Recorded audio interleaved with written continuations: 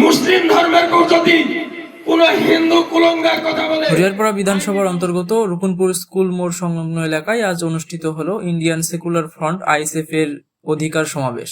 অনুষ্ঠানে উপস্থিত ছিলেন হরিহরপাড়া বিধানসভার অবজারভার রাশিদুল মণ্ডল, ব্লক প্রেসিডেন্ট সনৎ কুমার শর্মা এবং ব্লক নেতৃত্ব রবিউল মালিথা, আলিউল আজম ও রবিউল শেখ সহ আরো অনেকে।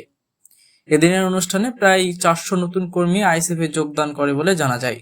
তাদের হাতে পতাকা তুলে দিয়ে আনুষ্ঠানিকভাবে স্বাগত জানানো হয়। Bureau report, MH news Bangla. আজকে আইএসএফ এ কতজন যোগদান করলো? আইএসএফে আজকে 400 জন যোগদান করলো। এটা কোন অঞ্চল পড়ছে? এটা রকুনপুর অঞ্চল। রকুনপুর অঞ্চল, গ্রাম রকুনপুর গ্রাম রকুনপুর হচ্ছে। মূলত কি কারণে আইএসএফ এ যাচ্ছে? কারণ এখানে তো দেখতেই পাচ্ছেন যে এত চোর মানে মাথা থেকে পা অব্দি চোর। এই কারণেই ঘৃণা করে যে ভাইজানের আদর্শ নীতি দেখে সবাই যোগদান করছে।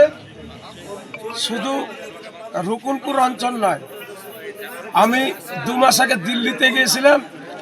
হিন্দুদের সাধু সন্তোষ বলছে যে এরকম একটা ব্যক্তিকে চাই, যে নওশাদ সিদ্দিকীর মতো ব্যক্তি যদি আপনাদের পশ্চিমবঙ্গে আসে, হিন্দু, মুসলিম, জৈন, খ্রিস্টান, আদিবাসীকে শান্তিতে থাকবে সমস্ত মানুষ।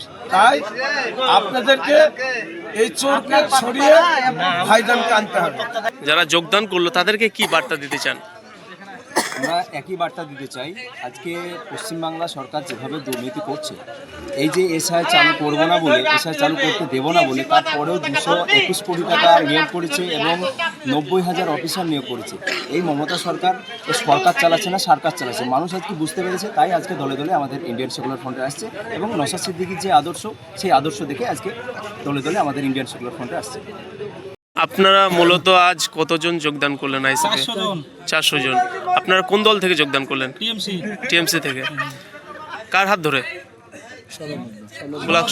সনদের হাত ধরে। আপনার নাম? জিয়ারুল মন্ডল, বাড়ি? রকমপুর মাঠপাড়া।